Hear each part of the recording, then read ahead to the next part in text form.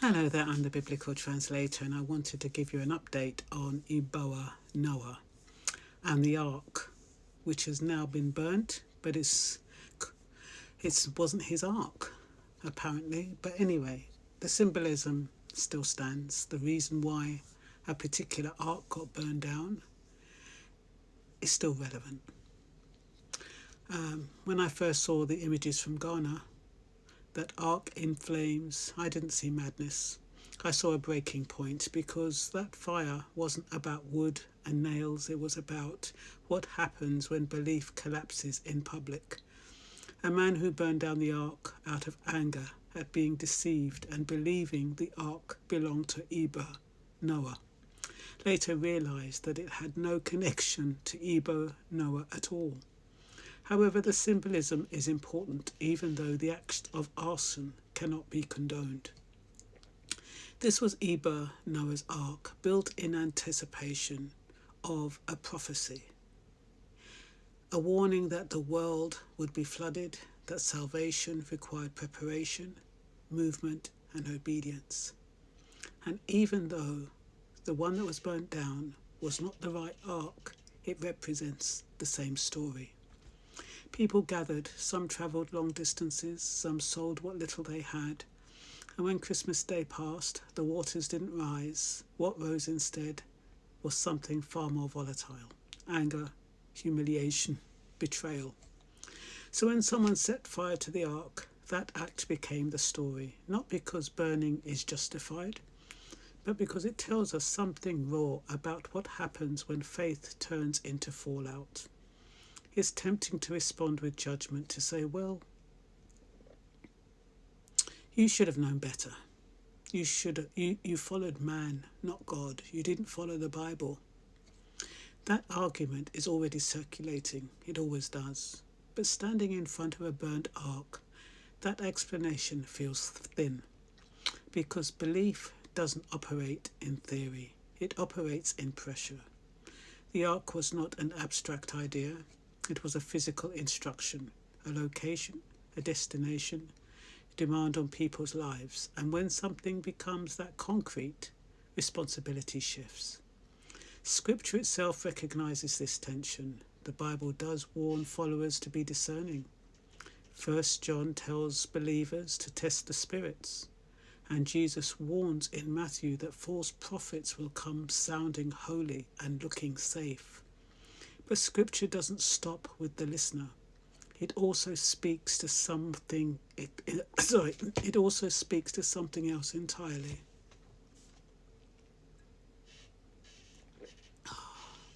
The weight carried by those who claim authority in God's name. The kind of weight that can move people to follow, to prepare, and in this case, to build arks. So when the ark burned, the question wasn't just, why did someone do this? The deeper question was, what did this structure come to represent? Because by the time it went up in flames, the ark was no longer a vessel of hope. It was a symbol of loss. Now law enters the conversation. In law, belief is protected. Faith is not a contract. Courts cannot rule on prophecy, miracles, or divine intent. But law does have jurisdiction over human conduct. You cannot sue God for unanswered prayers, not because anyone is equating a prophet with God, but because courts cannot adjudicate the supernatural. What courts can do is look at human action. What instructions were given, what reliance was created, what harm resulted. And this is where the burnt ark matters, because this was not just prayer, this was instruction, movement, reliance. People didn't just believe, they acted, they rearranged their lives around certainty, not suggestion. There's a difference between saying, I believe God may do something, and saying, this will happen, and safety depends on listening to me. That difference is the space where accountability lives. The Bible itself makes that distinction.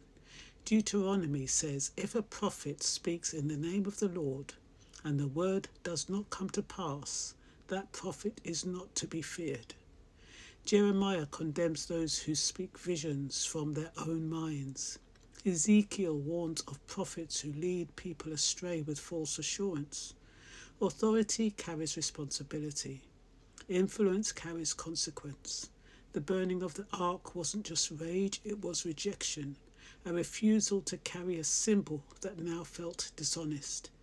And perhaps what made this moment so combustible was not just disappointment but exposure. Because when belief falls quietly, people grieve quietly. But when it falls loudly under global scrutiny, shame joins the grief, and shame looks for release. Fire does that. Now, should those affected be compensated? That's the question many are asking, and standing before a burnt ark is not an abstract legal debate, it's a human one. Compensation doesn't mean punishing belief. Belief must remain free.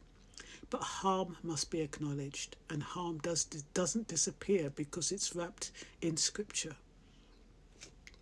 Maybe the answer isn't courtrooms, maybe it's restoration.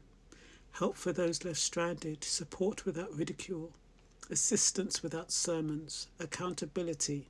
That doesn't criminalise faith, but refuses to ignore impact. Because scripture never suggests leaders walk away untouched. Authority increases accountability.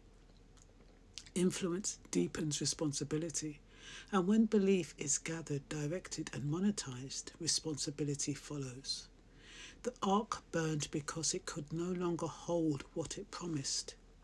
And that fire asks all of us the difficult question, not just who was right or wrong, but what we owe people when what we owe people when trust has been asked for, given, and then broken. This wasn't just about an ark in Ghana. It was about belief meeting reality and the cost of that collision. And until we learn how to talk honestly about that cost, the fires will still keep coming. I do apologise for my throat. Still giving me problems. But I hope that kind of puts that episode to rest. I mean, all those people who gave up their homes, sold their homes, left their belongings behind, literally with just what they had on their back. And it's a difficult one because when you're told that if you don't listen, you're going to suffer, and then you believe that that person who is saying that got a message from God, you're not necessarily dealing with naive people because you've seen it in the Bible and some people. But the thing is, I often say, God always tells us that we will not know the time or the hour when he will come or when the end of world will come. So when somebody's telling you it's going to come on the 25th of December, that should raise alarm bells. If he has prophesied that you will not know the hour, how can somebody then give a date? How can somebody then say, oh, in a week's time this is going to happen, in 2 weeks' time this is going to happen, when you've already been forewarned that you're going to have false prophets? Anyway, that's all I've got to say for now. I hope it resonates somewhere and lands safely.